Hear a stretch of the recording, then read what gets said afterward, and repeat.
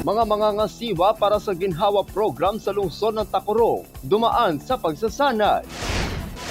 Farmers Forum isinagawa sa bayan ng Lambayo. At tupad payout isinagawa sa bayan ng Isula. Yan ang ulo ng mga balita sa Sultan Kudarat Headliners.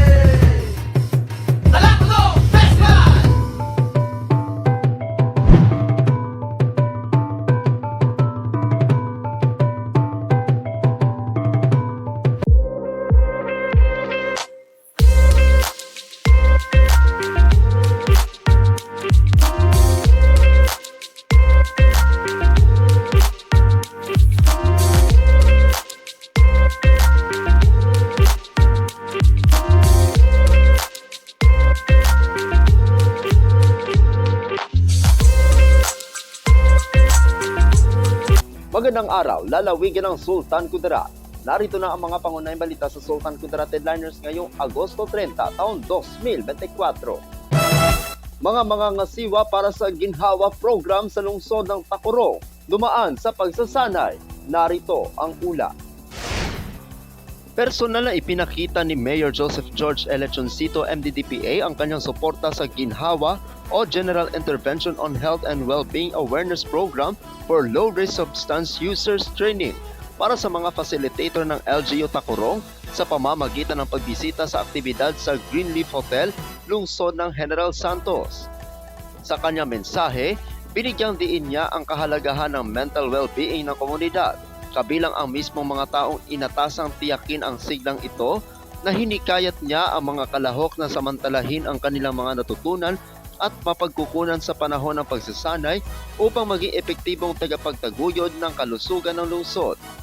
Sa pamamagitan ng pagpapaunlad ng kultura ng pangangalaga, katatagan at holistic na kalusugan, makakagawa ng pagmatagalang epekto sa mga komunidad ng ating pinaglilingkuran. Pagtatapos ng alkalde, pinangasiwaan ni City Planning and Development Coordinator Amelia A. Bochorno, MPA-ENP.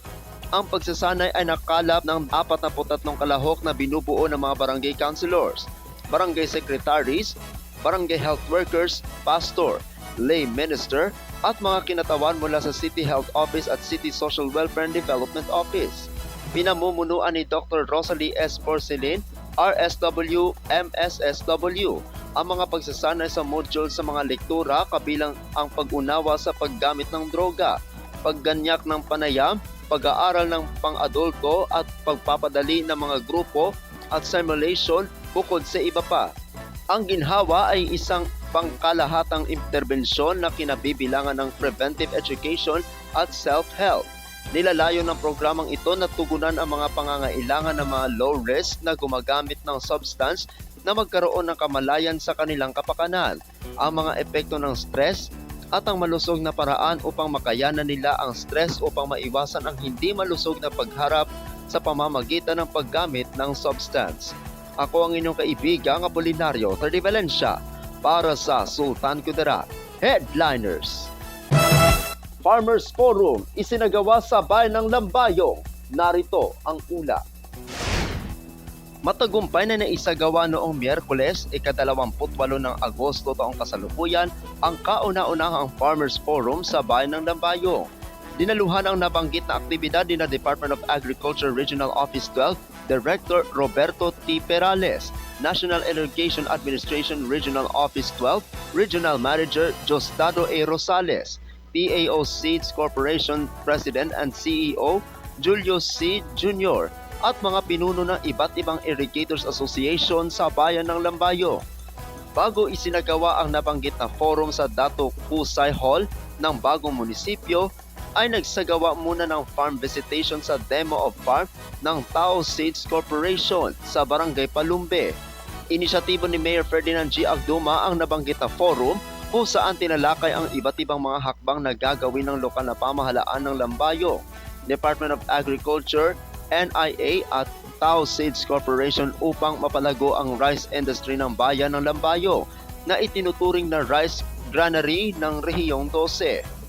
Ayon kay Mayor Agduma, target ng LGU Lambayong at Tao Seeds Corporation na gawing hybrid rice production capital of Region 12 ang bayan ng Lambayong sa pamamagitan ng palalagda ng kasunduan sa pagitan ng nabanggit na kumpanya at mga magsasakang Lambayongenyo upang tamnan ng hybrid rice ang mahigit sa 16,000 ektaryang palayan sa bayan at pagpapatayo ng isang modernong rice processing facility dito. Ako ang inyong kaibigang Apolinario Terrivalencia para sa Sultan Kudarat Headliners. Para sa uling balita, tupad payout isinagawa sa bayan ng Isulan. Narito ang ulat.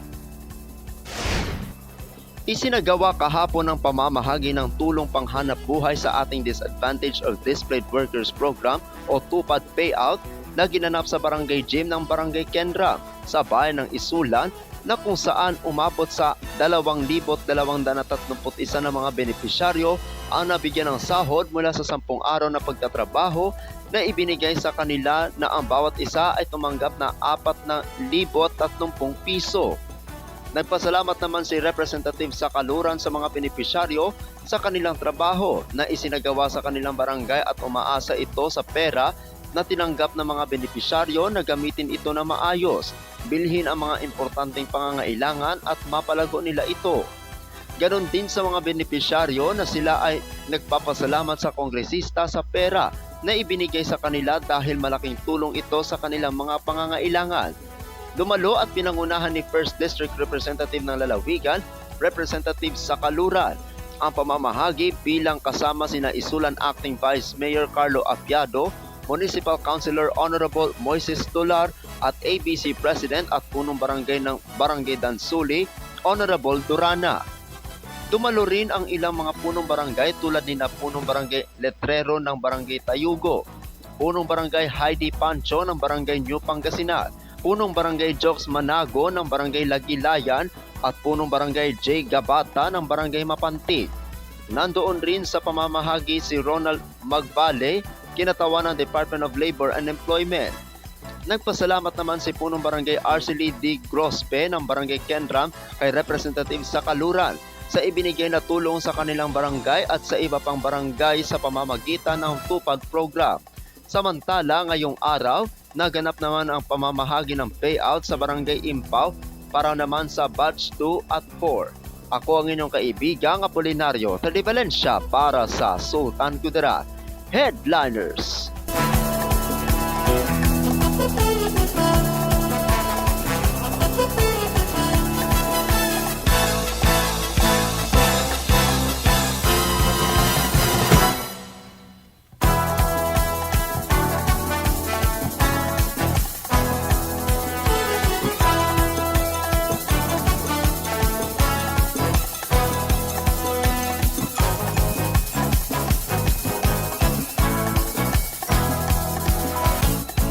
At yan ang kabuuan mga balita sa araw na ito. Mga balitang kailangan ninyong malaman, balitang walang kinakampihan, balitang totoo, balitang may dalang aral at inspirasyon. Ito ang Sultan Kudarat Headliners. Hanggang bukas, maraming salamat at magandang araw, kaibigan.